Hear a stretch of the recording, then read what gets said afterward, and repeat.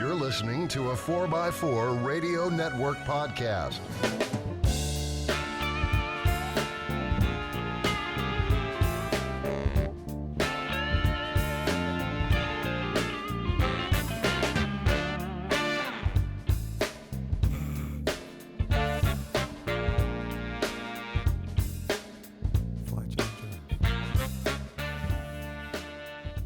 Hey listeners, welcome to another episode of On the Trail with Kevin and Scott, show 109. That's right, it is show 109. It came after 108, it's before 110, it's going to be 109. So with that, Don't lose that number, Billy. Don't lose that. I am Scott, the slapstick parts guy. We owe him money now, thanks, way to go. The slapstick parts guy and the guy who works at the dealership and the guy who handles parts and takes care of everything that we do. And I don't use zip. Actually, you know what? Hold on. I have to back up now. I can actually use I have my own torque wrench now. Yes, you do. I have my own torque. So thank you. Actually, Kevin. It's not a torque wrench, but, you know. Hey, it's better than what I had. Yes, So- which was nothing. And so, yeah, and sitting, oh, forget it, words. And sitting directly across from me, good morning, Patreon, is Kevin, my co-host. Kevin? Hey, folks. Welcome to the next episode of On the Trail. As he said, I'm Kevin, you know, the engineer, the guy who, as I always tell you, I typically read instructions, use the right tools, and usually follow those instructions, unless I'm deliberately being creative. We are, as he said, just in case you didn't hear it from Scott, we are on show 109. What? And more importantly, it is 2 weeks into a year that's not 2020. And So yes, we are all dealing with true 2020 hindsight right now. yeah, okay. Okay. But and just remember, kids, if you don't like your trial membership of 2021, if you've lost your receipt, you can't take it back. So while we will share with you what works and as well as what didn't, like most of my jokes today, remember, it's always up to you to do your research, read the instructions. And please follow those instructions. That's right. No matter if they're a bouncing ball across the screen or whatever. So, what we want to talk to you guys about, and Scott and I have actually been going back and forth for, good grief, several hours now on this topic. Well, going back and forth. Discussing it. And when I say going back and forth, not We had an a pool argument. noodle fight is what we did. We had to come up with exactly how to deal with this because, you know, we don't want anybody getting the wrong ideas on this subject. What, you don't want to record a second show again for the pregame like we did with the other one where I Yeah. lost my cool? Come on. The listeners love that. Yeah, but then I had more editing. You had more editing. Twitch. So anyway, folks, I'm sure if you haven't by now, you must not be on any social media at all. But there's Which is not a bad thing. Yeah, it may not be. It may be where I should be right now because even I, the guy who doesn't pay attention to social media, heard it from under the Jeep. Well, not only that, if you're on Newsweek. Yeah, that blew my mind. And that, of course, is this whole warranty issue and whether trail rated and deep mud and warranties go together. Do not mix. Well, and that's the question. Do they mix or do they not mix? And it's a highly, highly opinionated subject. And I have seen much flame breath on the interwebs. Yeah. For and against. And I was just like, really? Wow. So we are not going to try to answer it, nor are we going to throw you into a tailspin saying we agree with FICA or we agree with the owner. Here's what we're going to do is... Well, I do want a byline. Here's what I say. Just like when we talk about doing your research and doing everything else, we all don't have the variables. We all don't have the information. So I'm going to bow out. I have my opinion, but like Kevin says... It's an opinion. Yeah. You know, and that's really what a lovesick possum does. They opine. Even my stomach went to that one. Hey, come on. It's the best I can do. I'm an engineer. Even my jokes have to have technical merit. See, now I'm trying to work in C-Pine for those massage therapists out there, you know? Okay. Well, that's what lawyers of... Okay. All right. Come on. We're losing them. Anyway, folks, you know, we weren't there. We haven't seen the Jeep other than the pictures. You've got the crackly cable today. Yeah, it's me. Yay. And engineering. And so we're not going to pass judgment. No. But what is the root of this problem, if we want to call it that? And that we are going to touch into is what in the heck does trail rated really mean? Yeah, because there's a lot of calls for, take that badge off, whatever. And it's like, okay, well, what does that badge mean? Okay, what does that badge mean? And it's an interesting quandary. Okay, everybody, I've seen the posts out there, Scott. I'm sure you have too. Oh, it's just a marketing ploy. It doesn't mean anything, and it's a random whether it's stuck on the Jeep side or not stuck on the Jeep side. Yeah, And so I was like, really? Let's go find out. yeah. Let's go a deep dive. So we did a little bit of a deep dive into Chrysler's trail rated badge. I will say this though, for those of you who have the different badges, like the taco rated badge. Yeah, that does not apply here. Well, no, we all know that street tacos are greater and better than like regular tacos. Okay, because the street tacos have like that meat and the cilantro and the onion and the lime. Okay, now I'm hungry again. But anyways. So, or donut rated or whatever rated badge, you can come up with your own dreams on that. I'm going to have one in there it's going to have sleep rated because I don't have any sleep. All right. So what I'm doing is, I'm trying to do two things at once, and the Patreons can see that. But first off, trail rated and trail rated badges are not a creation of FICA. No. Not even their predecessors.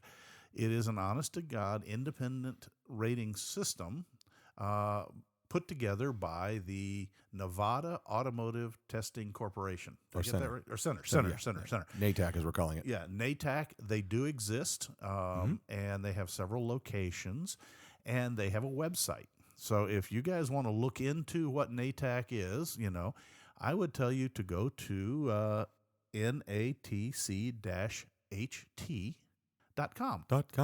And you'll get a neat screen that says the future of automotive testing.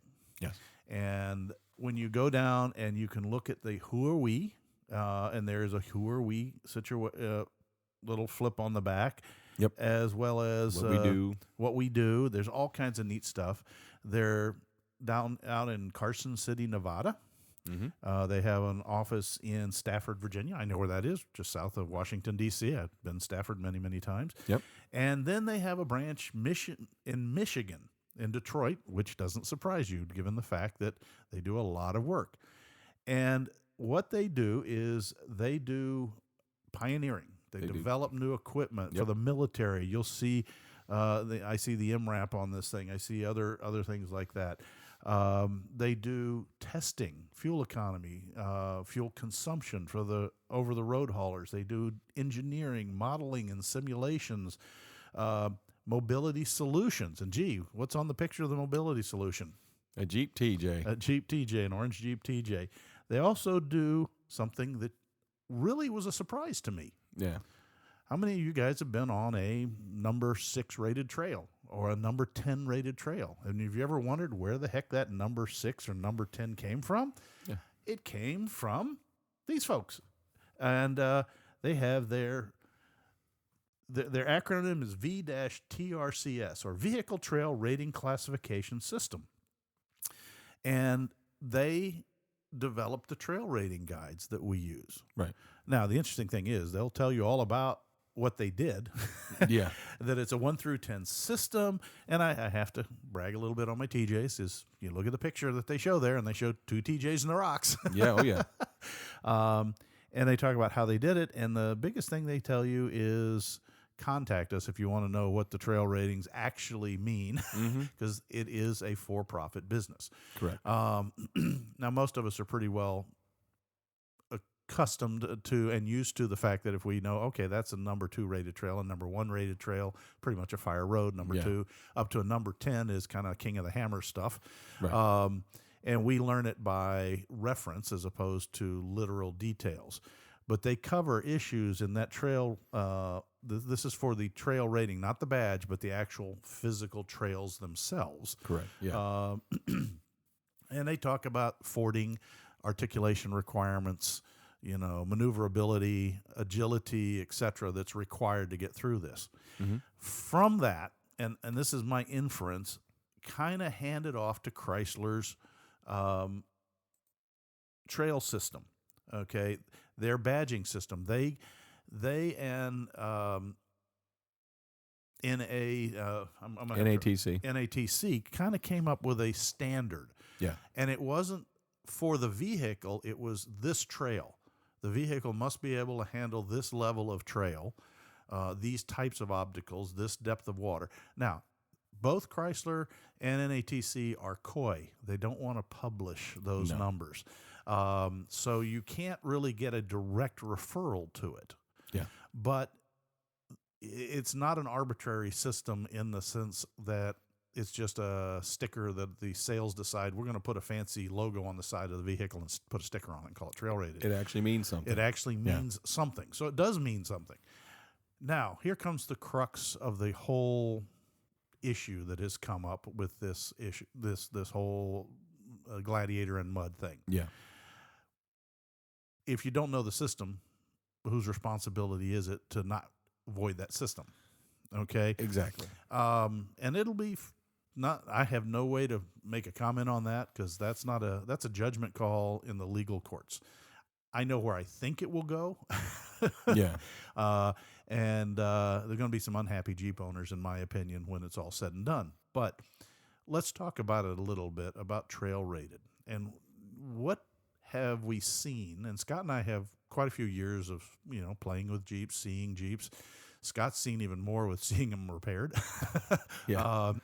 And, I think the easiest place to start is going to be the Jeep's ads. Mm-hmm. And that's what people say. Well, see this ad here. What you brought up one.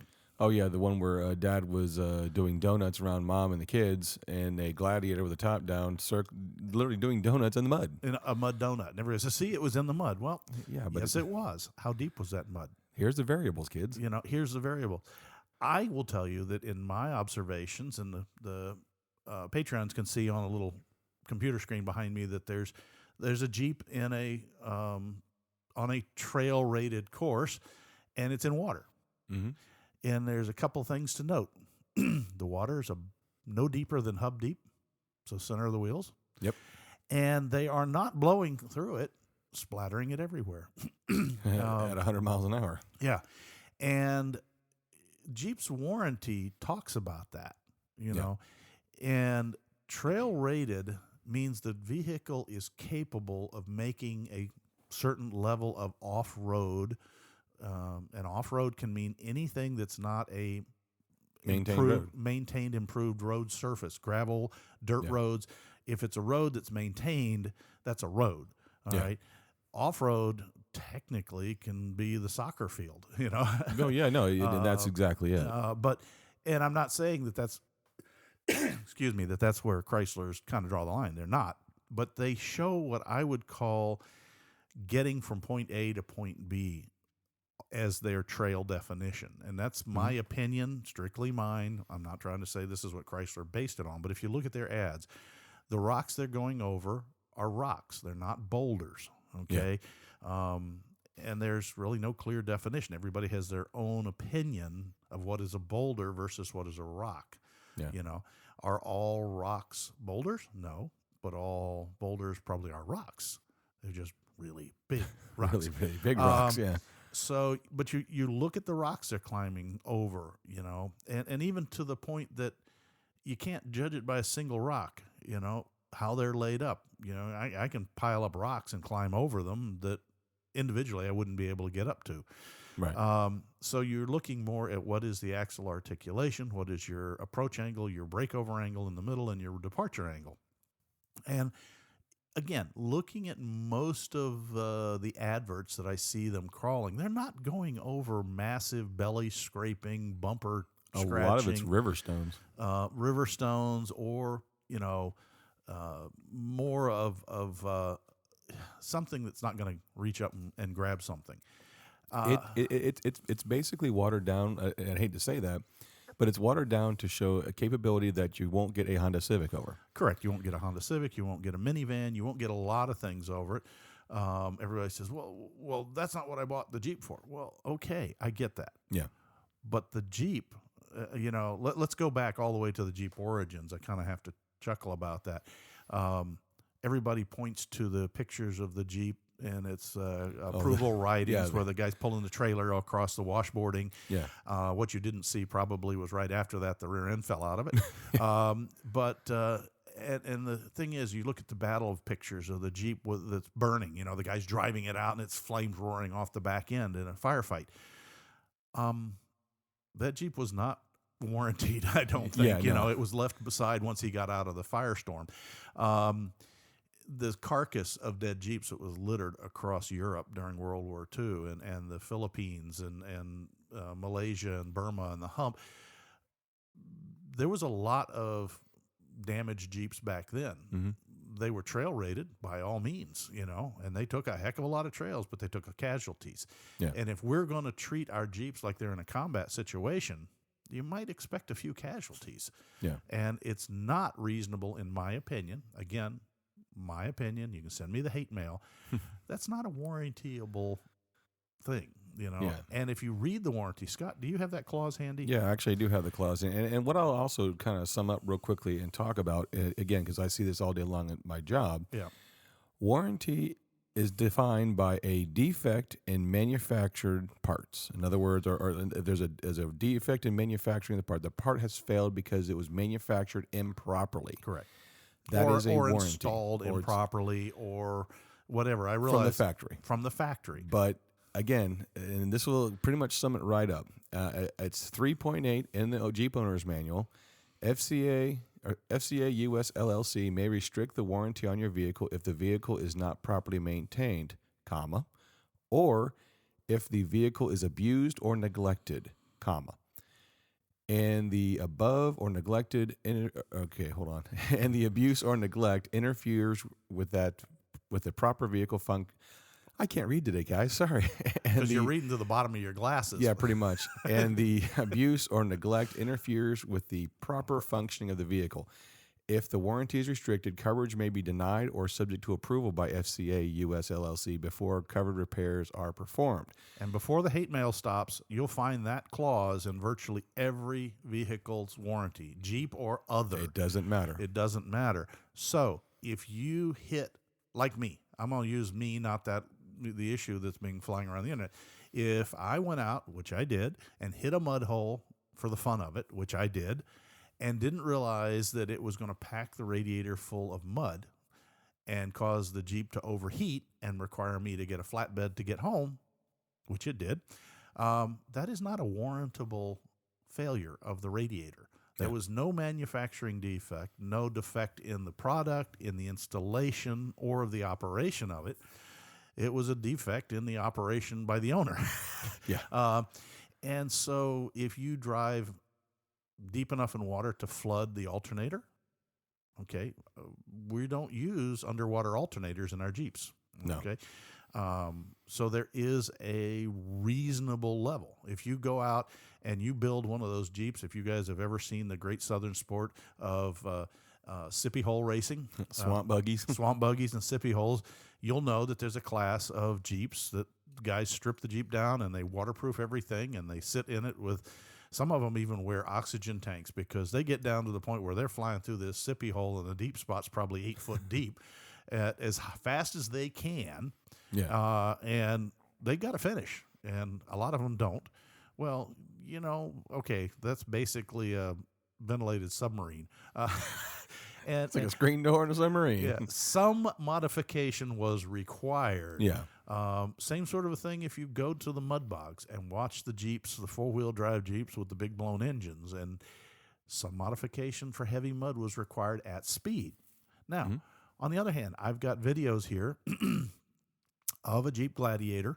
Actually, on the FCA proving grounds. Yeah, FCA proving grounds. And you know what? It looks like a lot of trails I've done in Georgia and Tennessee with you. Yeah. And there is a mud hole, and the Rubicon, it's a red 2020 Gladiator Rubicon going through that mud hole. That mud is up to the wheel center line pretty well. And comes up to the bottom of the front bumper. Yeah, it's front bumper's doing a little bit of snow plowing of mud, and they make it through. The key is they didn't hit the road at speed. It's probably didn't hit it like a skipping stone. What are they doing? Maybe 15 miles an hour. If that, yeah. 10 to 15 through that, which I'll be honest, in any condition where I'm crossing where I can't see what's in front of me, I'm not going to hit it hard. Yeah, there could be a boulder, you name it underneath Well, there. think about the ice cream man's property there where we drive down the creek, and it's every third thing is boom, boom, boom, bang, boom, bang. Yeah. No. You cannot see the bottom. No. The Jeep in front of you made it, but you can also you learn to drive not by where your tires are, but what his are doing. Yeah. And all of a sudden you see the whole right side of the Jeep disappear. It's like, what? No, maybe I better cross a little bit to the left side. Yeah. That's when you get out of the Jeep every time. It's like, man, is that burnt clutch? No, those are burnt shocks. Yes. So, what is trail rated? Well, unfortunately, trail rated comes with this basic qualifier. It's not written anywhere, but in my lexicon, it's common sense. Well, and not only that, you have to remember that trail rating is about getting the vehicle through the trail. When you're out yeehawing the Jeep, I don't know any other way to put it, this is getting right on the edge of, I've seen a lot of guys do it, a lot of guys and girls. I mean, heck, my daughter, one thing she wanted to learn how to do when she got her Jeep was how do I do rooster tails? Yeah, I remember that. And Dad went out and taught her. Okay, because it's a fun rite of passage. Yeah. But I'm not going to think that that's a warrantable offense if the rim comes off or if I snap a drive line, and bust a U-joint. Yeah. Now, on the other hand, here comes the really difficult part. What if you are yeehawing and you do have a manufacturer's defect? Right. That is one that, you've gotten into there that's kind of like, okay, how do I... I'm not even afraid to say this. Yeah. Okay. There was the engine issue we had. Yeah, that's not what I'm talking about. And I'll be straight honest. We took Dory's, the same mud hole you hit, the same one we hit the same day. Yep. And we plugged up our radiator too, and we drove the rest of the way home with the heat on. Luckily, it was a cold day. Yeah. So we got home, and then I did what you said. I disassembled the front of my Jeep, and I went ahead and I got back there and I cleaned as much of that out. And luckily, that's guys. We're talking about a JKU, and that was the one time that I was really jealous of the JKU that he could snap the whole front grill off and get directly head on. Oh yeah, no, I did TJ, that. I couldn't do that, and I went behind, and everything came out in one. The radiator fan assembly came out. Yep. But I found that stuff had worked its way in everything, and I lost a pulley because the thing that people don't understand is that mud here in Florida, anyways, it's like a slurry. It's a valve grinding compound. Oh, it is. If it's true Florida mud and not had an additive like the pit I was in. Yeah. They couldn't. Florida sand doesn't hold water for the most part. There are a few spots that there's enough clay in there, but it's still mostly sand, silica sand. And if you look at what the active ingredient in a lot of valve grinding compounds are, it's silica sand. Yeah. So you're basically driving your vehicle through a valve grinding compound. But see, I was very fastidious. When I had my Jeep, I had the lifetime That's bumper. an understatement, folks. I've seen him polishing. I'm going to say, polishing. I'm going to talk about it right now. Is that when I got done with these events, is all four wheels of the Jeep came off, the brake calipers came off. I dug all the mud out. I was with a hand wash mitt, washing the inside of the frame rails, the belly of the Jeep where all that insulation is. I was wiping that down. I was underneath there in a Tyvek suit and goggles. For three reasons. One, we talk about the valve grinding compound. Yep. And two, I had a lifetime bumper-to-bumper warranty. And I know that if I showed up there with that vehicle covered in whatever, what, I would have warranty issues. So I literally fastidiously cleaned every inch of that Jeep underneath, on top, and around. And here's where things still got me. After that little adventure in the mud hole, about 2 or 3 months later, I go in for service.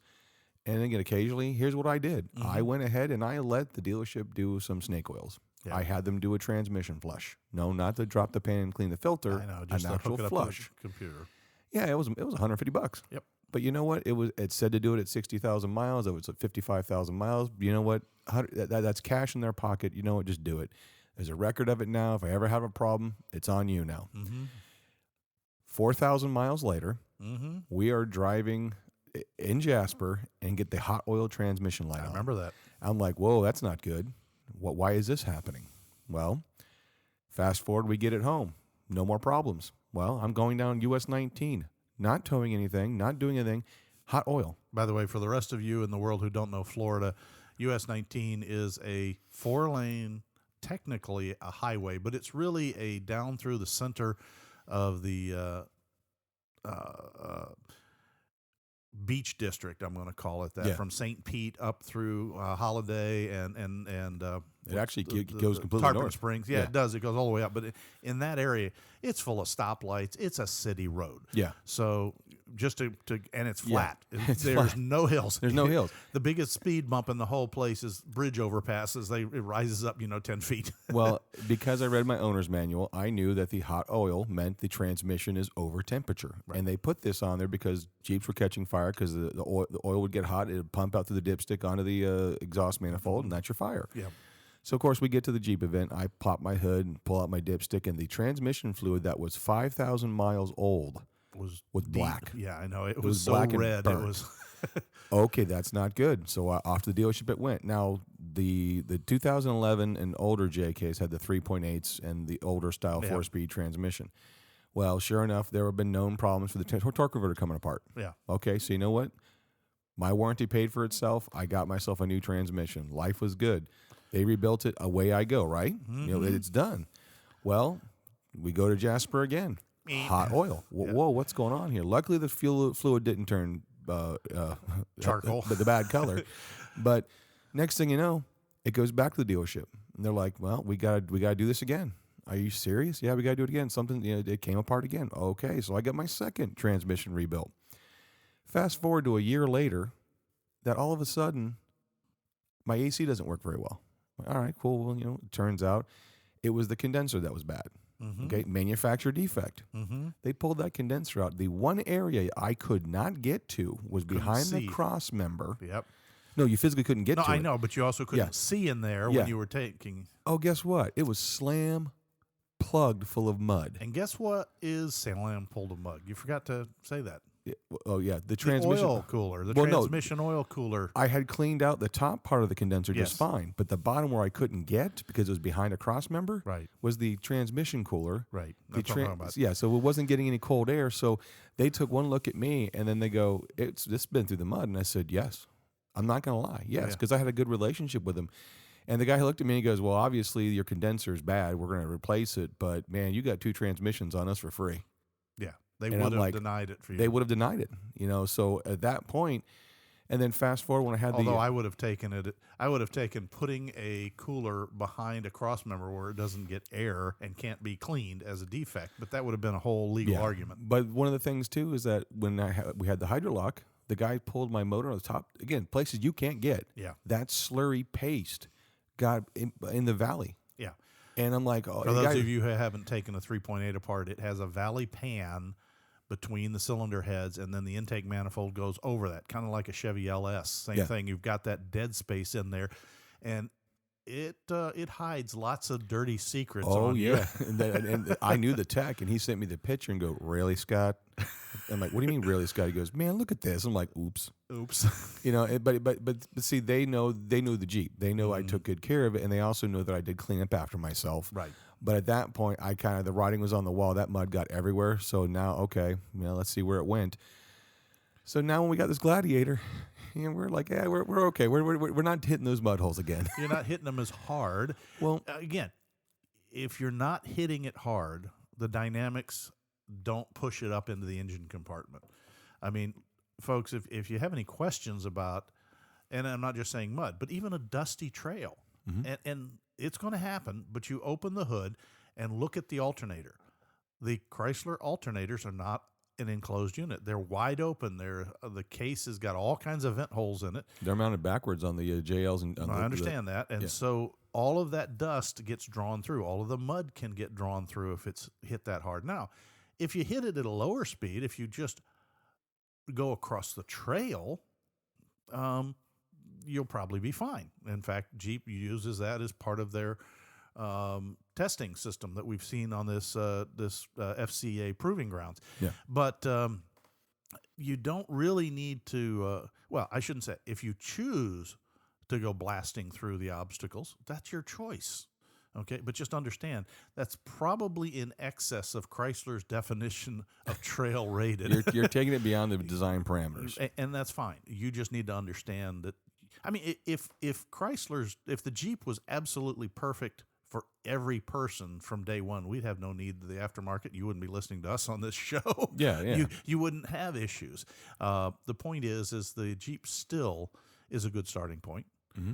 And trail-rated Jeeps are a little further up the line. Couldn't you take a non-trail-rated Jeep? And yes, almost every model of Jeep, I'm not sure every model, but I think almost every model, you can get in a non-trail-rated version, most typically two-wheel drive. Can you change those to a four-wheel drive? Yeah, most of them you can do what you want and modify it from there and do all kinds of stuff. And it's becoming more prevalent in the newer models because, let's face it, a lot of people are buying them never intending to use them off-road. Yeah. So you can get a lot of vehicles that are no longer Jeep vehicles that don't have a trail-rated badge. And so it does, I guess the point of this is the trail-rated badge does mean something. Yeah. And it does mean something beyond just a marketing ploy. It means that it can do your basic off-road. Yeah. Can it go through the obstacle course? Maybe not. Okay, and that's up to you. Again, we've gone through this 1,000 times in our show. Decide what you want to do with your Jeep. Yeah. And then do your research on what mods you need to do. Well, also, just before we get the emails, on Jeep.com, they have 5 little categories under the trail rated. One says traction. It's all about putting engine power to the ground, rock track, 4x4 system, blah, blah, blah, blah. The next one, water fording. Now, I'm going to agree with Kevin here. It's kind of misleading. If you look at that picture, they're kind of hitting it with a little bit of speed. Not really. We don't really know. I mean, you look at it, that could be vertical speed. He could be dropping a wheel. There's a splash is what he's talking about, and it's up to the bumper. And it talks about a high air intake, sealed electrical connectors, and moisture-resistant body openings, Which they do. They do have. Yeah. Okay. And then the maneuverability.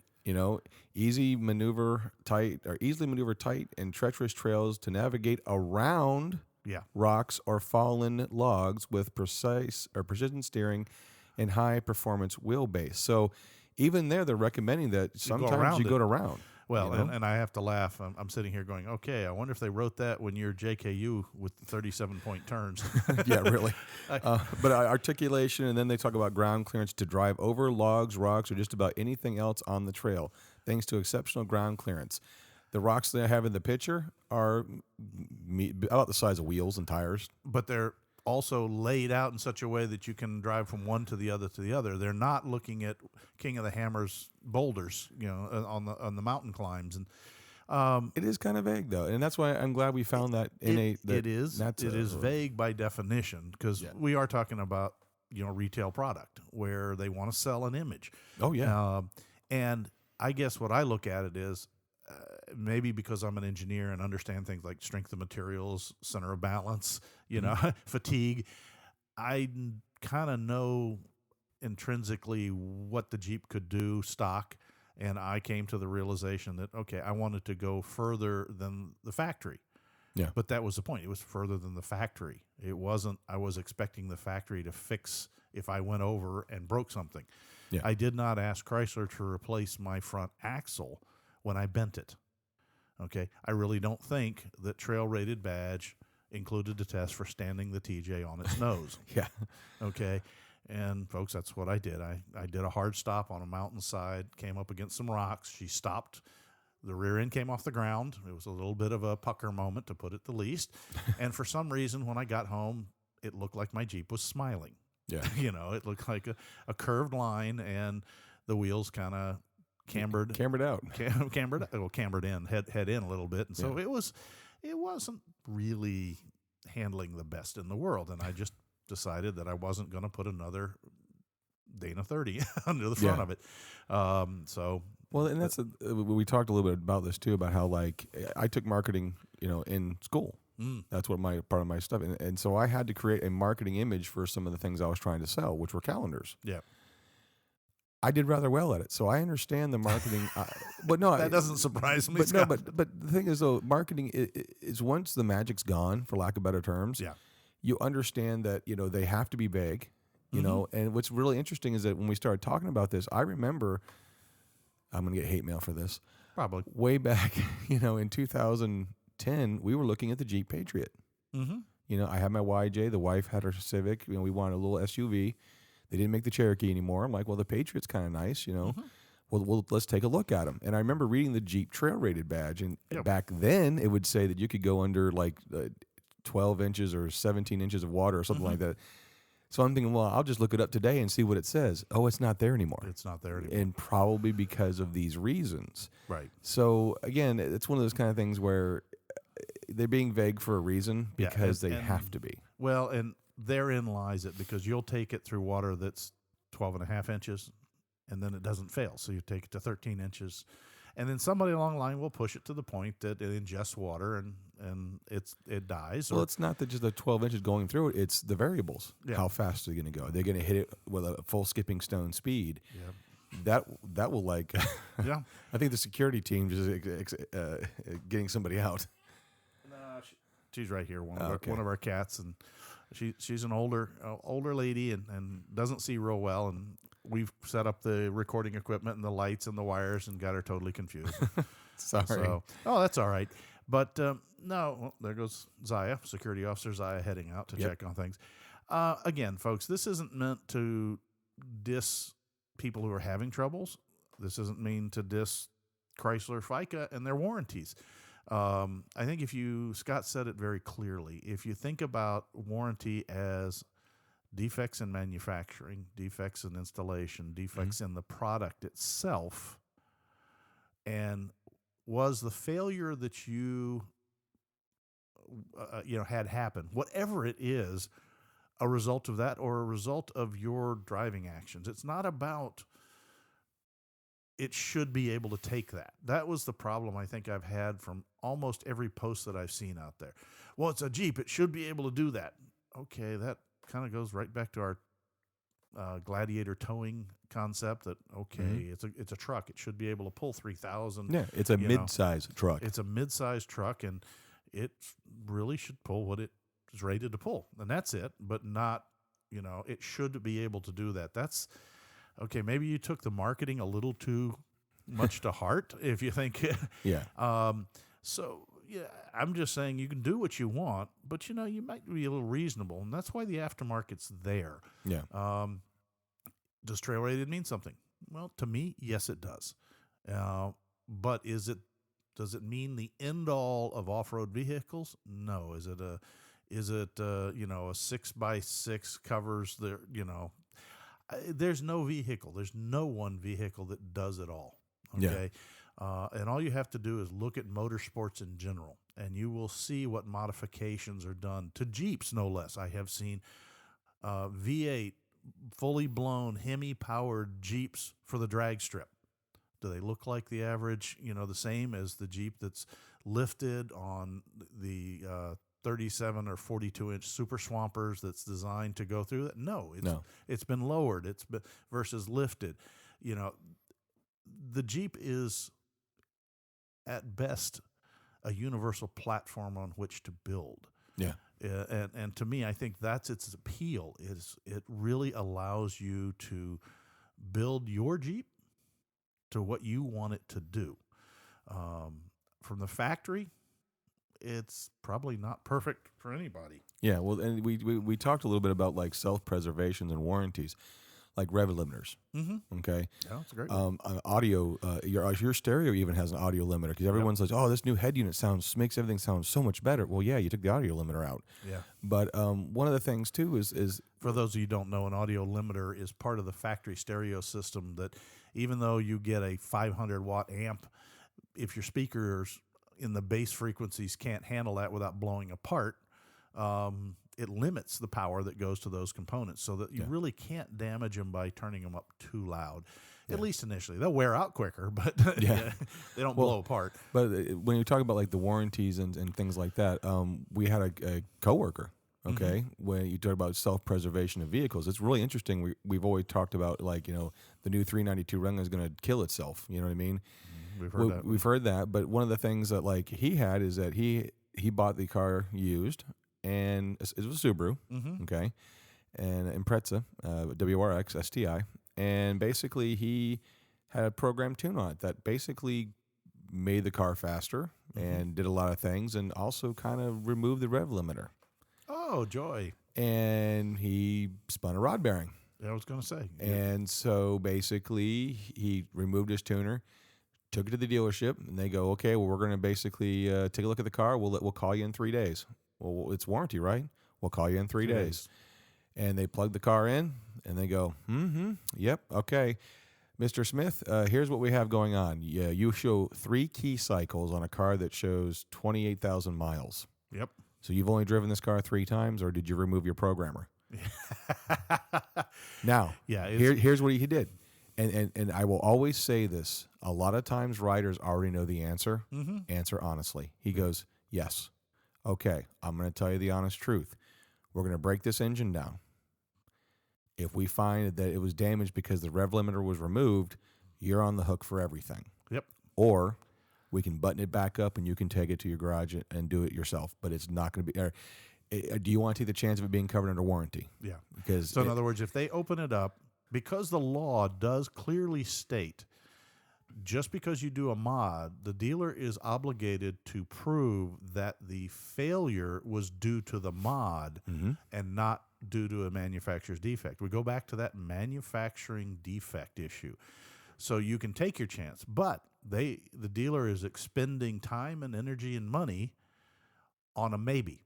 And if he proves that it was in fact due to your mod, you're on the hook for that. You know, you have to agree up front that, yes, if it turns out to not be a manufacturer's defect.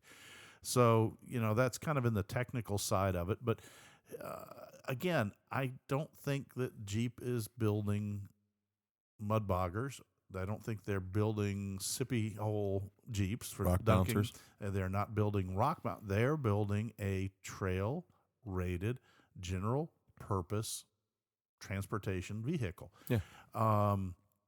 We are modifying and asking them to do far more than, you know, what I think Jeep, and I really, when I look at the video of what FICA does on their test, they push that thing pretty far. All you have to do is, in your mind, replace that Gladiator, that LJ with a minivan by the same company, a Chrysler minivan. Yeah. That minivan is not going to make it through that. That little what's the little Chrysler car now? Well, it was the Chrysler 200, but they got rid of it. But something like that along those lines. Something along a 200 or the little Fiat. Imagine the little Fiat 500. Yeah. You know, I think it would be floating down that water trench.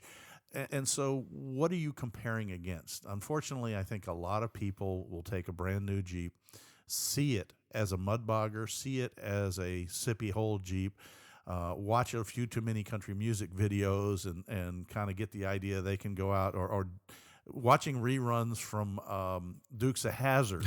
I was just going to say that. And do you know how many of General Lee's are sitting in the scrapyard with the front frame members bent because of those jump scenes? Well, they're actually, I just saw a program on this, and there are guesstimates of around 600 charges were destroyed. I wouldn't doubt it. Yeah. I wouldn't doubt it until they actually, I remember reading a story about that they built one custom for jumping.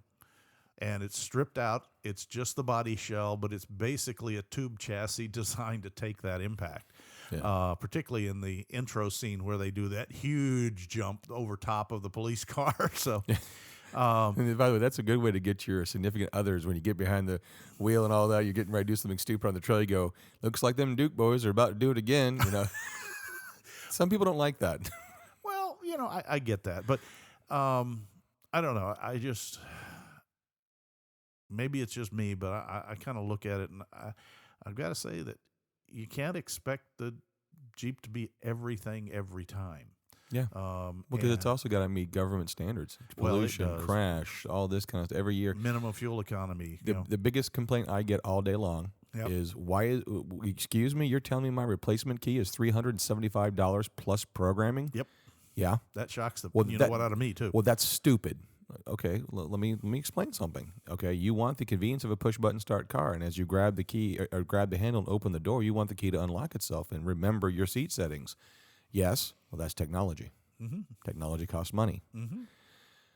Once I break it down, they understand it. They don't like it. I tell them nobody likes to pay for anything anymore. That's the Yeah. whole thing. You'd really like to have it handed to you on a platter. I'd be happy with a Don't get plastic me platter, started but with that. there are some that want it to be platinum. But there's also a fair amount of markup in parts. Let's be honest, Scott. There has to be, because you don't see just the part. You have to see the entire chain, that from manufacturing the part to warehousing the part to the cost. They have to maintain, what is it, 7 years backlog or something like that. I forget what the colloquial is. Basically, I actually just had a very long conversation. That's probably one of the reasons why my throat is so nasty, because I scream raged my way home on Friday. Another one of those. And I'm going to break down some of the mysticism. And we didn't want to really go down this rabbit hole, but we're going to real quickly, Sure. because I think it's important that people need to understand. Okay. In 2008, yes, dealerships would get not reimbursed, but they would get a rebate on parts sold. Right. Okay.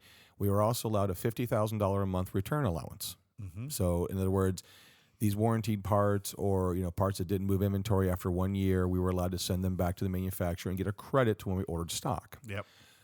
That no longer exists anymore. Okay. So you have to gamble. Well, we have to keep the part on the shelf for 1 calendar year. Yep. And then basically, and every month it rolls over. We do a return order. Right. And we now only get $7,000 to send back parts. Went from $50,000 to $7,000. And the parts themselves probably went from $2 to $15. And we don't get rebates anymore. I had a gentleman look at me and basically said the same thing to me. He goes, "This is ridiculous." He had 2 transmission seals. Okay. And I'll break this down. I'll talk about it all day long. And he had 2 transmission seals. And he said, and I asked him, did you get a price when you went to the other dealership? And he goes, "No." Okay, well, those seals are $11 each. And he had a conniption fit, telling me, "That is so overpriced. This is ridiculous. You're the dealership, the whole lines." And I'm sitting there looking at this guy as he's dressing me down literally at my counter. And I looked at him, and the same conversation I just had with you very quickly is I said, yes, back then we did get rebates. We don't anymore. And I said, "What do you do for a living?" And he goes, "What's that got to do with anything?" I said, "What do you do for a living, sir?" He goes, "Well, I sell cleaning products to hotels."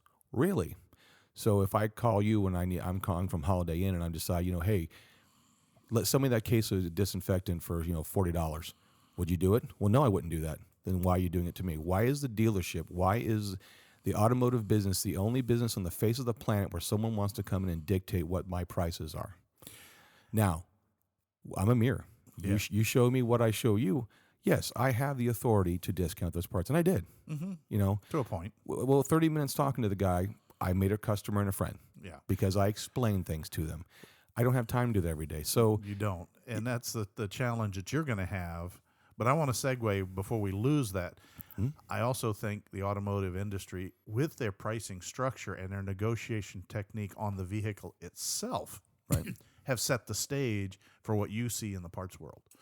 If you bought a car, like you buy a vacuum cleaner, and this is the price, today it's stickered and you just pick it up and take it to the register. The parts price would be also viewed as this is the price, period, fixed, whatever. Instead, we see this variability. It's not consistent. Now, I've seen some manufacturers have enforced on parts a fixed price, and you'll see it in the writ underneath, even all the way to Amazon. The price is the price is the price, and you're getting this particular component. And I'm sorry, manufacturer sets retail price. it's MSRP. MSRP. Well, no, that's suggested. Suggested, yeah, but also that's also the colloquialism we use. Right. But See, you can discount off MSRP. I'm talking about, though, in a world where it's a fixed price. I have seen a lot of tools. I'm sorry, I can't sell that any less than what the manufacturer, or they won't allow me to be a retail outlet. And so the philosophies are different. So it tends to bleed over that in the purchase of the item, in your case, a car, is a highly negotiated, it's a gameplay, there's all the sides that the retail goes into with, well, the dealer wants to get the highest amount he can for the vehicle, whereas the buyer wants to buy it for the lowest. It kind of bleeds over into the parts side too. Yeah. And the fact that you do have, and it's well known, There's the A list, the B list, the C list, and then you have different discounts available for certain conditions. And it's harder for some people to stomach. Well, yes, there was an A, B, C, D list. Yeah, well, there still are in some industries. Well, I realize yours is not. Yeah, well, what it is that runs off matrix pricing, which we're allowed to take that part, let's say, and again, these seals, the other store didn't have them. We had them. And it was for a 20-year-old car. And we stock these seals. Yep. And I said, this is one of the reasons why, a loaf of bread costs you $7 at 7-Eleven and costs you $4 at Publix. We have the inventory. We have the space. We have these hard-to-find parts that no one else is willing to carry. Called supply and demand. Supply and demand. But again, yes, I find it unfair because some of our matrix pricing is outrageous because we are allowed to do 1.67% over MSRP. So that seal that cost me $8, MSRP is $11. It was matrix to $14. So I'm supposed to try and sell for $14. That's why I told him, did you get a price for that? No, I automatically, because I knew he came from another store, I didn't want to argue. I said, okay, $11 each. Yeah. Those seals cost you 50 cents. No, they don't. didn't. Okay, in 2004, when we got rebates, sure, they probably cost eventually 50 cents. But again, the markets are different. And I'm sorry for going down this rabbit hole, but these are some things like when the parts department sees these warranty defective parts, I have to hold those parts, like you said, for 120 days until the manufacturer can tell us to scrap them. We have to send them back to engineering. Yeah. And if they crack open that transmission and find mud, the dealership gets charged back everything. The technician gets back flagged. So as a dealership, yes, we want you to be happy, but we don't. But we are also in business to be business, know. And the thing is, people don't see the human behind the counter. No, they don't, and it's Just trying a to make a living. difficult thing. But related back to where we started with this, I'm so sorry, guys. No, and that's fine because this is kind of the way it goes when you start talking into these nebulous regions around warranty.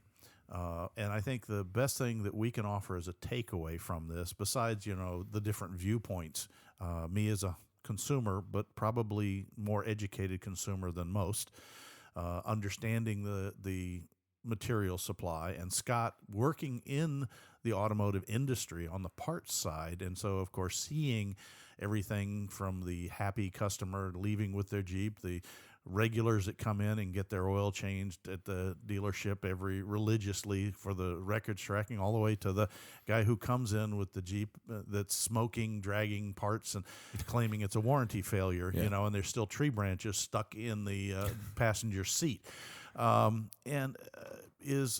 Remember the basic idea of a warranty is defect in materials, manufacturing, an operation. Not due to external causes. And if you can get that kind of through your head, and in fact, when you come in, Scott, would you say if you talk to them about it in that manner, you'll probably make further inroads with your service technicians? Being a regular customer and being polite and nice goes a long way to a point. It does.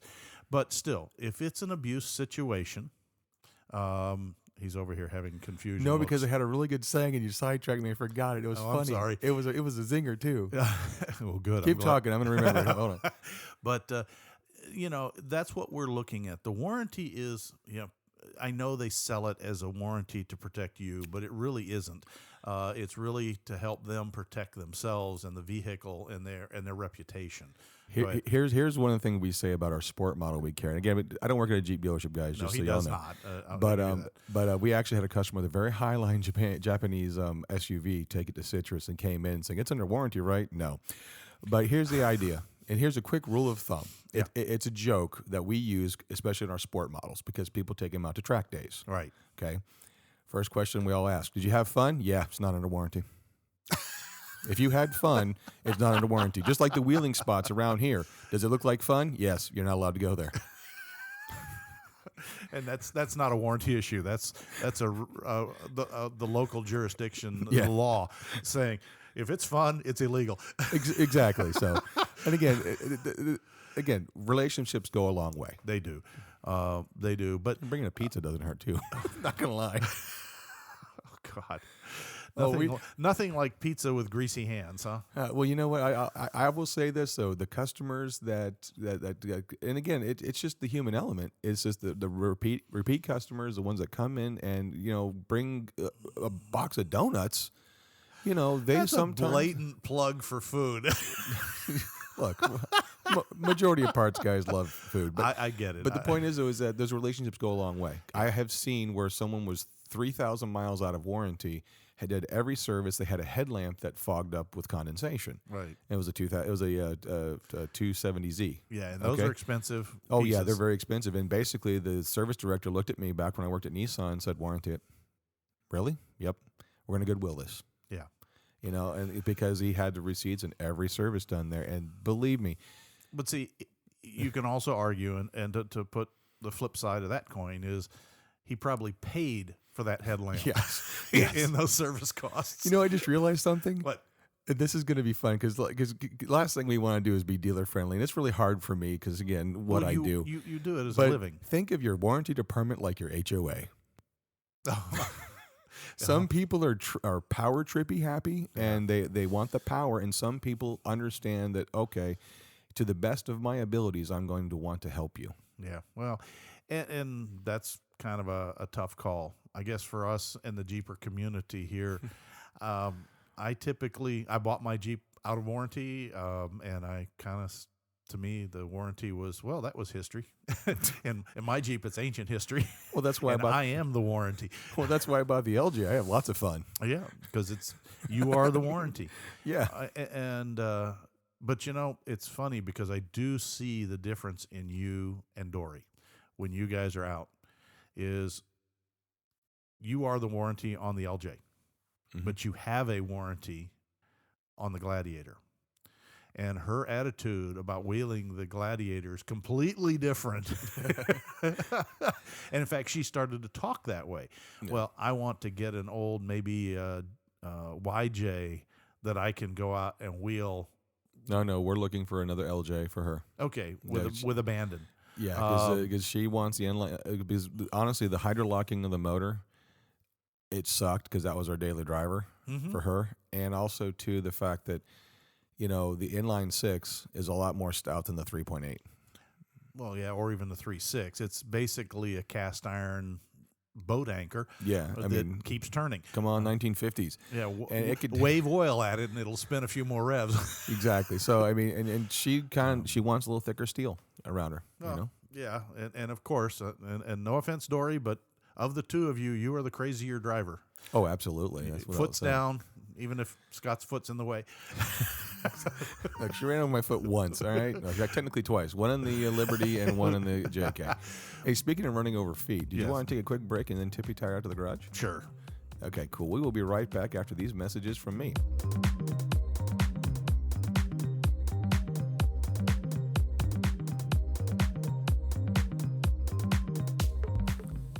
Hey, Jeepers, don't forget to check out the Patreon page, not to mention the 4x4 Radio Network. And if you also want to, other things are falling down. I have no idea what that noise was. But on that note, we're going to get right back to the action, and here we go. I just opened the hoods on the little Jeeps on the desk, so So before we go down more rabbit holes, so tell me what's some of the cool things you've been tinkering with.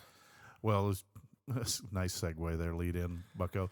Angawa, you have word, speak. Yeah, well, we talked about this and teased it the last show, folks. I have been asked to assist a shop with a complete reharness of a 84 CJ7. Not that would be normally too much of other than following the instructions, except that this 84 CJ7 started life as a 4-speed with the Renix ignition system. And somewhere in the life, not with the current owner, it was converted to a 4-liter manual. And that's okay, except that it's a YJ 4-liter with a TJ head and a TJ intake, but set with a TJ exhaust with the O2 sensor still dangling out, and a 2-barrel carburetor conversion, but it still has the Delco Remy coil-on cap distributor system on the other side. So you'd be able to got to more what you're dealing with. It is a But it's a Franken Jeep. Well done, with one exception: the wiring. Yeah. Things were just kind of chopped, abandoned, left hanging. Nothing was cleaned up. There's still stuff, relays and voltage regulators on the firewall and fenders that are still connected but don't actually do anything.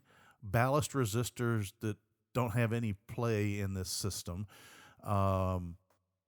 It's just really bizarre. And so what I'm doing is I have a manual for the wiring diagram already. I'm kind of doing the research phase. Everybody's like, what do you research? You're going to just rewire it. Well, I have to start off with, what am I taking out? Is everything the same between a 4-cylinder 84? Because guess what? My dash is all 4-cylinder 84 CJ7. Oh, boy. Do the sensors that came in the 4-cylinder work the same gauges as the 6-cylinder and that kind of thing? So I'm taking an 84 4-cylinder, comparing it to an 84 6-cylinder. But I've also got an 86 CJ 6-cylinder wiring diagram, because that's my target zone, is to kind of bring it, because that was the one that you got. There was a transition year where I could get the Delco Remy distributor. And what I'm trying to do, folks, is take the harness. Now, the harness is a universal harness. It's from Painless, and it's going to go from 76, I think, whatever year the 7 came out. So it was either 74, 76, all the way up through 86. And I might as well go for the newest version when I'm all said and done. We have not started yet. We're still waiting on Painless. The whole ordering system with the COVID delays and delivery delays is way behind. So I can't report progress other than I'm sitting here going, okay, did the wire colors change? Did the wire gauges change? You know, and these are some things that most people don't think about when they're wiring. But you try to take a 20 gauge wire and cram 40 amps down it, you're going to have a little, toaster oven in there. Yeah. And the magic smoke will escape and things will stop working. Mm-hmm. So that is the step one on this project. Along to that, as I was showing Scott today, I finally found a crimping tool, a handheld crimping tool that will crimp open barrel connectors, which is typically what you find when you get replacement wiring harnesses and the pin connectors. Yep. And what I mean by open barrel is it's not a little circle of steel tube to the spade connector or the pin or the prong with a plastic sheath over it that you get at the local hardware center multi-pack that you crush the plastic and everything together. These are the ones that are, you look at the end of it and it's got 4 little tangs sticking up. 2 are wider at the back, and then the middle 2 are smaller, and then you have the actual connector, whatever it is. And those are called open barrel, and they're designed so that the back end, the bigger ones, wrap around the insulation, and the smaller one goes around the wire strand. Well, in my older system of pliers, the crimpers, you had to use one blade or one notch in the crimper to do the wire, and then try to go up and do another version for a larger size to crimp the insulation lockdown. And it worked well. It just was a multi-step process. And I ran across a dual-jawed pliers across the width. They do both at the same time. Right. And the first ones were cheapies because I didn't know how they'd work. And they worked okay, but they tended to damage the connector. That's what you get for cheap. Yeah. Could send them back, but they're not worth sending back. The second ones were good, but they still didn't have any kind of internal stop. And a weird thing I learned, this is something completely bizarre, down to nitnoid details, but most of those pins, the metal shape that comes from the wire end into whatever the plug terminal, spade terminal, pin terminal, whatever, it's got a little roll in it. And that roll's there to stiffen the connector so it doesn't fold over and play dead sheet of paper. And the the better ones, if you didn't set them right, would flatten that out. It didn't break it. It just flattened it. And so now the end of the connector, when you tried to push it into something, would bend really easy. The tabs would just kind of flop over. Roll over and play dead. Yeah. So I finally found this one. They are about a $30 set of crimpers. They are not cheap. On the other hand, when you're going to build harnesses, it's probably worth it. And they go in there. I let Scott do it. Have you ever done one of those connectors before? I've not. So it actually, you put the little pin in the pliers, you click them down, and they hold the frickin' pin in there. It doesn't fall out. You strip only about a 1/4 inch of wire off the end, not 6 miles and have the fuzzies hanging all over the place. The hardest part about the job is to get the wire into the connector with the insulation. Yeah. There was a couple of times where my one eye's closed and I'm going, with tongue out going, like threading a needle. Yeah. But that was because I made him do it with a 20 gauge wire and a small connector. So it was like threading a needle through a haystack. And the key is that's what it's like for ECU pinning when you're doing, later model vehicles, because we're getting down to the point where LED systems and intelligent systems that you run a power wire to the device, and then all you have to run is control wires to it. And so it thinks for itself. We started with ECUs, and then transmissions got smarter. So we had ECUs and TCUs. And then you had BCMs, body control modules. So the power by the main computer doesn't power anything. It just talks to it. So now all of those communication wires, the sensor wires from your door opening switch, when we did the Gladiator to put the amp steps on, you remember those wires? They were whisker thin. They're 20 gauge wires, folks. And if you've ever pulled a 20 gauge multi-strand wire, once you strip it, you look at it, and it doesn't look like wire. It looks like fluff. Yeah. Metallic fluff. So that's my next Jeep name. Metallic fluff. Metallic fluff. But so these pliers hold everything, so you can kind of slide it in. And then the best part for me is the way they configure the wire insulation stops exactly where it's supposed to.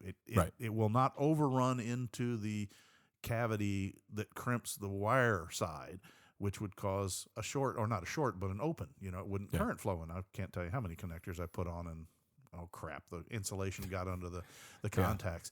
And you just push it until it stops, and you squeeze it, and you pull it off, and it looks exactly like a factory crimp. Oh, yeah. And spot on. It doesn't bend the probe. It doesn't put a curl in it, a back curl into it where it won't go in the connector, yada, yada, yada. So a little nerdy on you there. Sorry about that. But what it is when you're going to rewire an entire Jeep, if you can go click, click, click, click, click, click, and the pins are done, and not you'll have a little bit of hair left to fight the frustrations of running wires. And okay, was that a red with white stripe or a white with red stripe wire?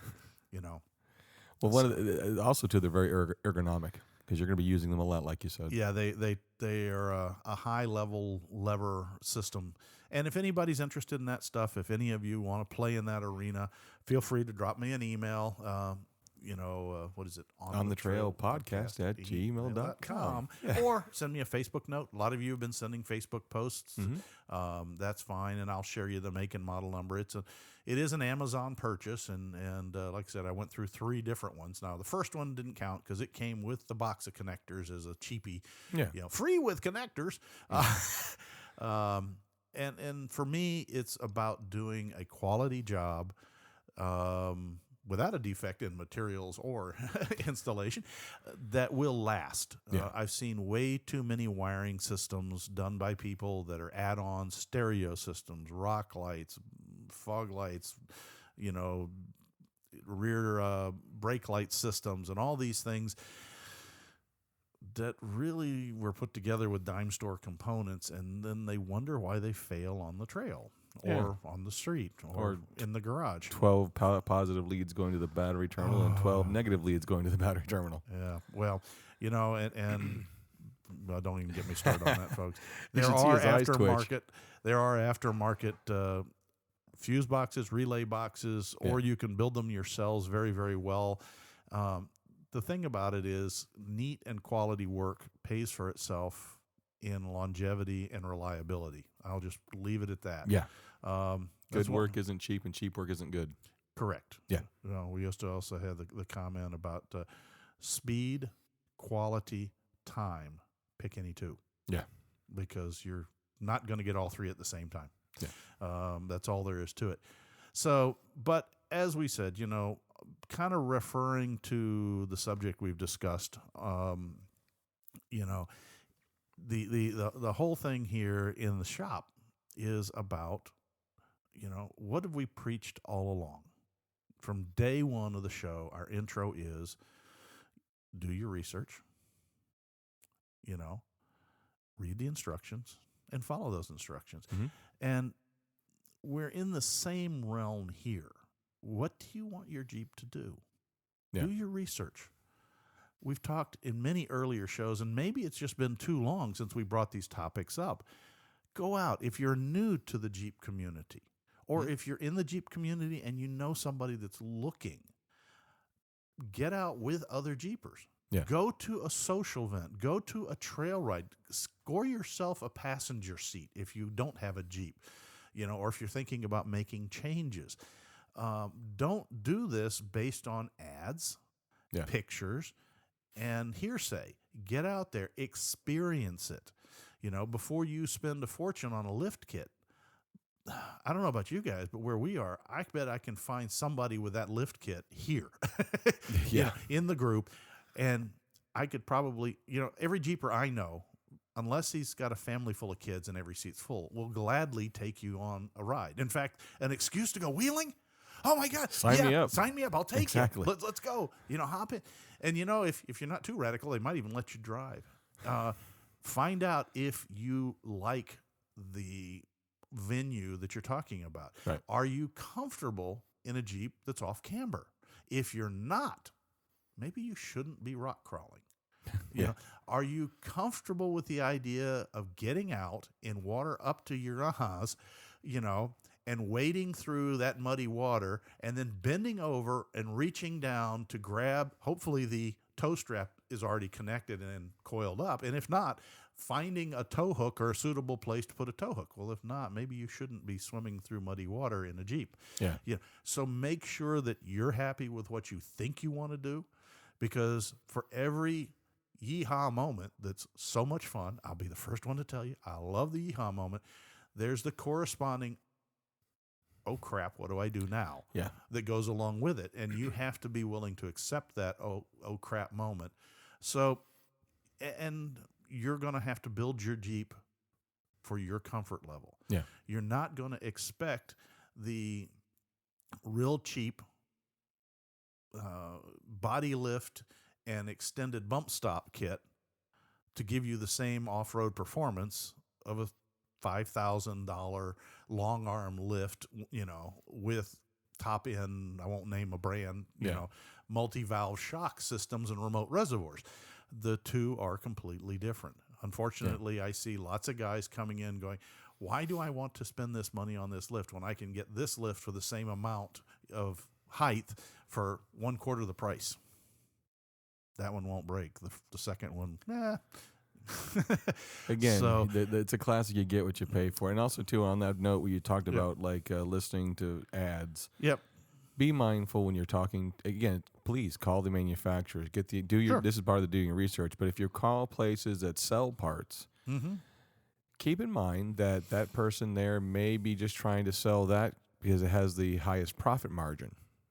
Doesn't necessarily mean it's the best. It has the highest profit margin for them. Now, I have known some people that do sell parts that way. Yep. And Jeep parts, that is. So keep in mind that, again, take all information. The information is free. In most cases, it's very free. Yeah. A few times you got to pay for it, like at the testing place. Yeah. The Nevada Testing Automotive, or not Nevada Automotive Testing Center. But that's their business, is information. So that's why it's not free from them. And folks, I'm not saying that's a bad thing. That their business is knowledge and information. They don't make anything themselves. Yes, they assist others in design of off-road vehicles. They help people in the design of reliability systems. They help people. Their business is information. So don't expect information for free from folks like that. You have to get real suckers like Scott and I who will share, hard-earned learned information. Well, and that's, we talk about like what works best for you. Again, understand you're probably going to make a mistake.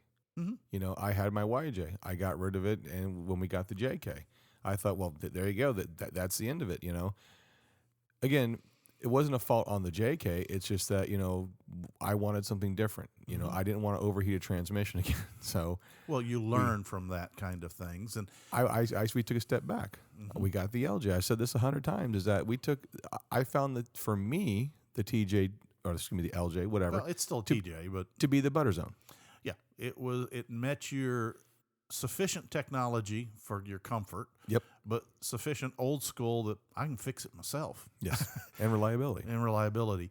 And there's a lot to be said for that. And I mean, if you're going for the ultimate reliability, if you can handle fixing rust, go back to the points and carburetors of a early CJ. Yeah. You know, 7 or 5 depends on whether or not you want the back seat or not. And you know, whether you want to be able to go around a curve higher than 45 miles an hour. If you can get 45. Well, but you know, the thing is that you can go right back to where you could dang near make your own pistons out of a chunk of wood and a die grinder. But Who did that again? That was. I'm challenging him, guys. Oh, I can picture him too. It was in the old 4-wheeler series, and he had the dog, Super Dog, and it keeps flashing right on the edge of consciousness. King. Oh well, it's good. Granville King. Okay. Granville King. Sorry, it just took, guys. When you dig deep into the data stack, it's no longer digital. I'm going through mental file folders. The little guy in the brain was like opening file cabinets, going, "Man, which one is it again? Steve, help!" Granville King. He used to. I grew up reading his. They don't call them monologues in a storyline, but his storylines. Yeah. And some of them were true, and some of them were fictitious, and most of them were a combination of the both. But he was an awesome storyteller. And folks, if you get a chance to go Google Granville King, yeah, I think it was. It's kind of like saying Worcestershire sauce. Yeah, and look at some of his writings. Unfortunately, he did pass away after an off-roading incident in a buggy, no less. Yeah. But he played in the Southwest, and really, he has an old storyline about, you know, whittling a wood piston to keep a Jeep running, and found out that, you know, and again, this was a story. They did confirm that, but you know that they blew a piston, and so they on the trail that he and his wife took the head of the Jeep off and moved the push rod rockers off the valves and whittled a piece of wood and forced it down in there, and you know the coolant kind of made it swell up and fit even tighter, and disconnected the con rod and took it out and then put it all back together and figured to just get him home. And yeah, she shook pretty bad at idle, but you know what? She ran good enough that they still were running the wooden piston years later, you know, a 5-cylinder Jeep. So, and again, that was stretching the truth quite a bit. Right. But I have seen plenty of stories of creative field repairers, including things like rolled up towels put into flat tires that sliced a bead, you know, or not a bead, but, you know, we're not repairable, and to get them home, so kept it from chewing the tire up too bad. And yeah, was it balanced? Could you go more than 20 miles an hour? No, but you know, you got home. Yeah. So, well, you want to talk about some really unscrupulous stuff? Work for a car, you buy here, pay here lot to send cars to auction. You know, I asked one guy why he was missing the tongue off his boot, and he goes, "Well, it's in that car right now, going to auction." He used it as a rod bearing. I've heard dumping sawdust in the motor, you name it. You know, literally filling up a crankcase with gear oil to quiet the motor down. I've heard of those stories, and I've had. He bumped the wire again, and then took his elbow into the table. Well, the elbow didn't hurt. It was the sudden shock to my seashells. No, the sudden shock to my eardrums. Yeah. So anyway, we've had a little bit of a wandering topic. This is one of those that we just kind of dove into a topic. We did talk about it a little bit beforehand. Our condolences and honest concern to the individual who is finding out the hard way that the warranty does not cover usage. It covers you know, manufacturer's defects in materials, installation and processes kind of thing. And whether that individual wins or loses in court remains to be seen. Yeah. But I think the rest of us can learn from it either way. Mm-hmm. Manufacturers do tend to hype their products in their advertising, Yep. and that should not be coming as a shock to any of you. Yeah. What? They're in business to make money. What? Yeah. But does that mean that the Jeep is not a trail-worthy vehicle? I No. would say absolutely not. It is very trail-worthy, and it's just got to be a little more reasonable about your definition of trail. The trail-rated badge, no, it's not a fictitious creation for advertising. It actually has some merit in it by an independent agency. There is some question over just how far is trail rated, and I think if you apply can I get through that driving normally without modifications? Yeah, it's probably that kind of trail. All right. If you're looking at something that requires lift kits, different tires, more horsepower, a snorkel, you may be a little further along the trail than basic trail rated badge level. Tank rated.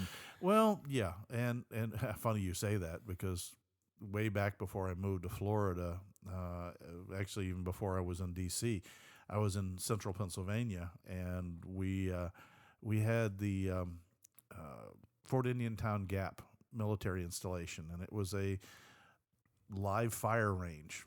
Those who live up in the Commonwealth of Pennsylvania, as opposed to a state, Virginia and Pennsylvania are both Commonwealths, and you can Google that to see what that means. Yeah, my eyes are glazing over. What? Fort Indian Gap's a little bit over to the eastern side of Central, and that there's a bombing range for aircraft, and some of my projects early in my career were there.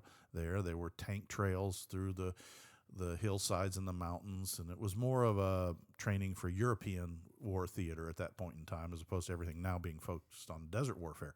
But it's a neat place. But if you were DOD, you could get permission and get a authorization on off days to go wander those backwoods, the trails. And so I've been on tank rated trails, and survived them. And I do remember that the biggest thing that they print in large block print on your authorization to be on the trails is, if you hear heavy vehicular or what sounds like thunder, get as far off the trail, get out of your vehicle, and get away from your vehicle.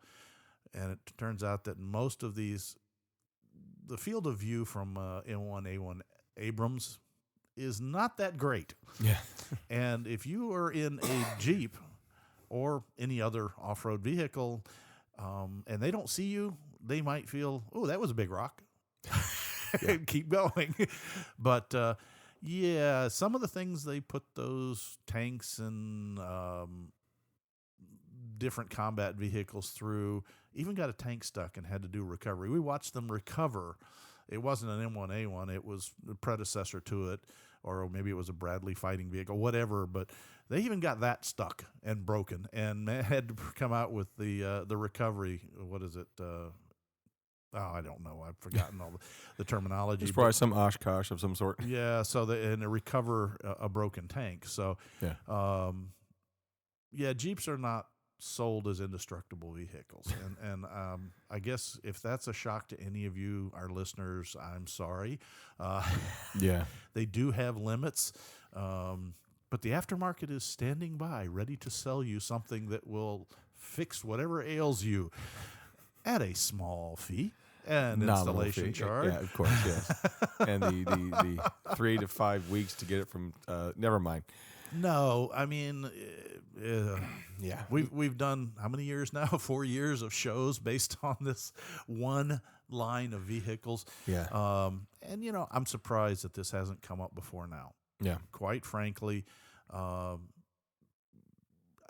think maybe Jeep might need to ease off some of their advertising. It has been, as we talked about, we must have looked at dozens of videos and photographs and stuff in preparation for this show. And the FICA has gotten a little wilder in what they're showing. I went back into the CJ ads and looked at that, and they might show it crossing what's called a riffle. Are you familiar with that term on a creek? It's one of those areas that the water's only 6-8 inches deep, running across the granular rock, and you'll always see the CJ coming up out of that. Okay, you could dang near walk across it. And then they showed it kind of running up a hill, but it was in a track. It wasn't on blazing new trails, or coming out of the trees, and it would come across that rock outcropping, but it was smooth, and it would park at that overlook. Those were the great outdoor pictures that they were showing. And if you go back even more than that, you actually see them. Most of the Jeep ads in the CJ 3A, 2A, and 3A were agriculture. Yeah. You saw them towing plows. Replacement for the tractor. Yeah. So, and now we do show, some fairly deep water crossings. Yeah. And again, can the Jeep do a fairly deep water crossing? In automotive sense, yes. It's not a boat, Yeah. It really should not be where the grill is underwater without modification, just common sense. The radiator is air to water cooling, not water to water cooling. Yeah. Yes, I've read all kinds of things about people who say, well, if you maintain this much speed, you can keep an air bubble under the hood. Yeah, but do you think that that's really what the factory intended and the warranty should cover? I got news for you. Headlights are electric. Electric things don't like being underwater. Yeah. Okay, if you've got the water line up to the hood, and you know what? You might have gotten away with it in a CJ. Right. And even a YJ. You know why? A lot less than any state. No, not just that, but real simple. Sealed beams. Sealed beams. Yeah. TJ came out, still had technically sealed beams. Okay. Right. But then they migrated, and now you don't have sealed beams anymore. You have bulbs in housings. Mm-hmm. They're not watertight, folks. They have vent holes in them for air. And if air can get in, so can water. So can water.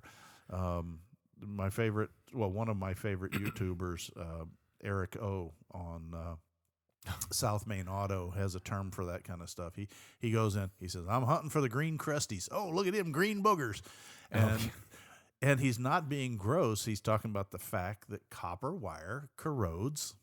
It turns green when it gets wet. It turns green, and it gets little puffy, flaky green crap all over the place. And I'd never thought of it that way, but it's a great tool for hunting down problems, is looking for the green crusties.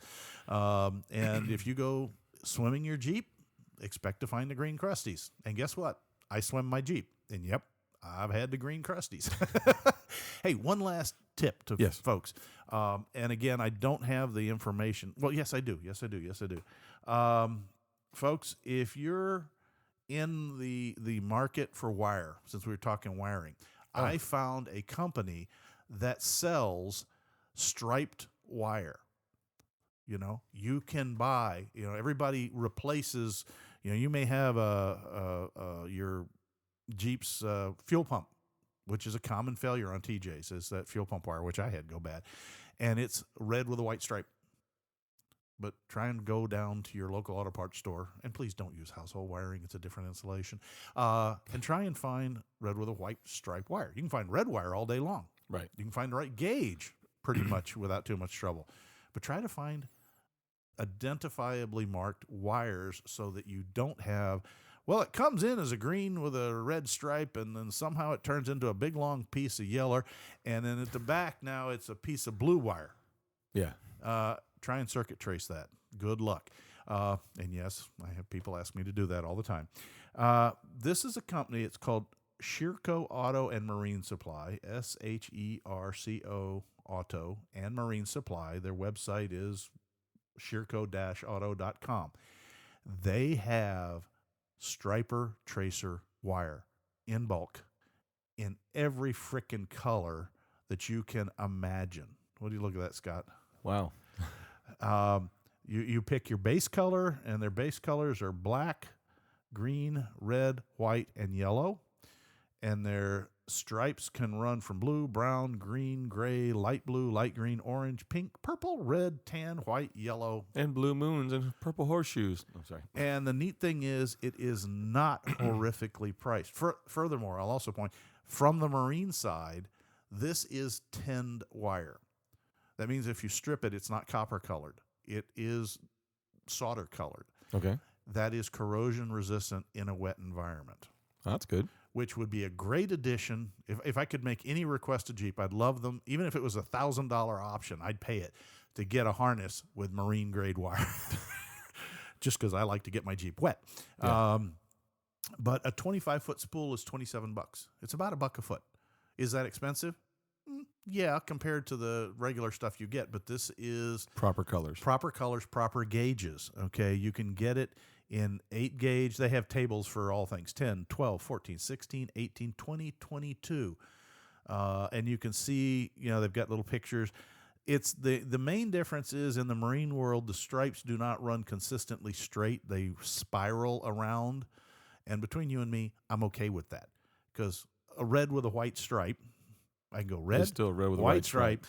whether it spirals around the wire, after a wire's been in a harness, it spirals anyway. You remember opening that up. Oh, yeah. So it's kind of neat that we've got a click on gauge size and button to show all color combinations, and they have a part number for every single mix as you go through it. And like I said, they start as big as 8 gauge, which is pretty much, other than battery cables, you're not going to get anything bigger than 8 gauge in most automotive situations. They have 10 gauge, 12, 14, 16, 18, 20, and 22, again, in any color and striping that you would want. So if you're doing a restoration and you want to build your own harness that is correct in terms of color and tracing so that wiring diagrams are followable, and as he's pointing out to me, Yeah, it's resistant to acid, alkaline, abrasion, flame, gasoline, oil, moisture, just about That's everything my Jeep leaks. right, and that's basically marine grade because, when you're out in the water, if it blows up, burns, melts, it's kind of hard to get home to fix it. So this stuff is really good. It is insulation's 20 degrees to 105 degrees Celsius, okay, but still flexible. It is a fine-stranded tinned copper. It's ASTM rated, not that you'd really care, but it's really a high-end wire. So when you see the price of 25 feet is $27, oh my God, that's what you're paying for. You're paying for a high-end, do-it-once product. Right. Because otherwise, try to go out and find striped wire, and you'll get wire strippers. You will not get Good point. wire with stripes.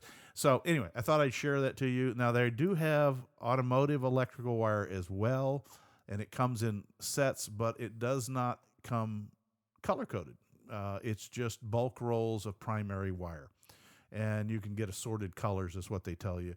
And I haven't found it, but you can kind of see there. I think if I go to let's take a looky-see. It comes in solid colors. It's not a striper mark. Yeah, so it's just primary wire. It's just primary wires. You can get it in any gauge you want, and it's not too bad. It's spool lengths are 25, 150 foot, and it varies. 25 foot's about $9. 100-foot spools about $28, and this may be subject to change if you're listening to this other than January of 2021. Yeah. But so that gives you an idea that you're paying a little more than double for the tinned wire, almost triple, I'll be honest with you. But it's a fine gauge, which means it'll carry more amperage. It's a marine grade and ASTM certified. So again, how much do you want to pay for quality, and how much do you want to pay for authenticity? So, and how much you want to pay for not doing it again? Well, and so I throw this out to you for an American-made product that meets the requirements that would probably work great in any Jeep. And heretofore, I've never been able to find striped wire other than the only other place I've ever found it is going to the junkyard, the pick-pull place, and finding a vehicle. This is how cannibalistic I've been. People are like, well, God, there aren't any Jeeps in the junkyard. No, they're not, but they're made by FICA.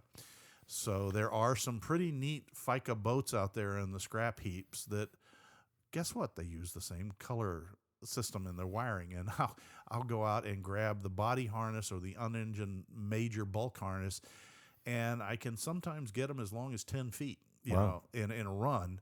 And they charge me per pound for a copper wire, but it's salvage price, and I have to disassemble it and clean it up. And it's not spooled, so I just do little hand spools. You probably see them in my box, the little loops where it's all wound up. And that's where I've been getting my color-coded wire. Now I'm going to probably just buy it by the spool clean. Yeah, you buy time, buy lunch, spend the gas, the day, the entrance fee and all that stuff. So anyway, wasted enough time on the chit-chat. Yep. Remember, take care of your Jeep. It'll take care of you. Manufacturer warranties are there to protect against their defects, not against misuse, abuse, whatever you want to call it. Doesn't mean you break it, we fix it. Yeah, I guess that's probably the punchline of this whole show.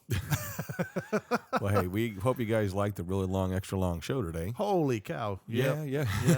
Well, last time I looked, it wasn't that bad. It was 45 minutes, and now it's an hour and 37. So maybe we'll section it into two.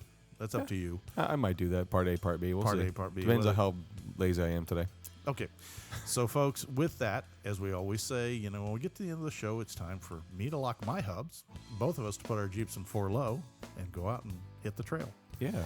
And please, I can't stress this enough because it has come up a couple times here in Florida. Remember, wheel legal. Stay off those posted areas that are not open to vehicles. If the gate is closed or if there's a fence post, it doesn't mean go make a new opening. Yep. Tread lightly. That means, you know, when you have sensitive areas, you don't go out and do donuts. You don't tear up turf. Most of the forest areas have a limited ecosystem, and you can destroy it very quickly with the horsepower in your Jeep. So tread lightly. I guess take nothing but pictures, memories, and your trash when you leave the trail. I was waiting for him to clue in on that.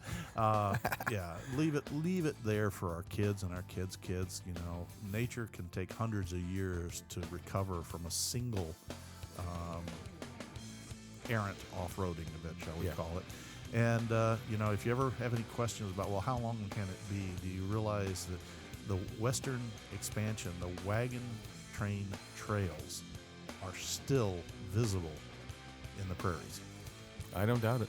And they had nothing but horses, oxen, and mules pulling, you know, Conestoga sailors, you know, whatever they call the Conestoga wagons, you know. The prairie schooners, that's what they call them. Prairie schooners, yeah. I'm just thinking about the little house. Yeah, well. But good old Laura Ingalls. Yeah, good old Laura Ingalls. So anyway, folks, we hope you enjoyed this little show. As we've said before, please send us any emails, questions, comments, love, hate, suggestions for other topics. We'd love to hear them. And we will see you in another 2 weeks, the next show. Yeah, time for me to go run down a hill of flowers. I don't. The beginning of the show, the little girl running down the hill of flowers. Okay. Bye, everyone. Bye. Proceeding has been provided for entertainment only. Proper service and repair procedures are vital to the safe, reliable operation of all motor vehicles, as well as personal safety of those performing those repairs. Standard safety procedures and precaution, including the use of safety goggles and proper tools and equipment, should be followed at all times to eliminate the possibility of personal injury or improper service which could damage the vehicle or compromise its safety. What he said. Thanks a lot for listening, guys. You guys have a great day. Bye.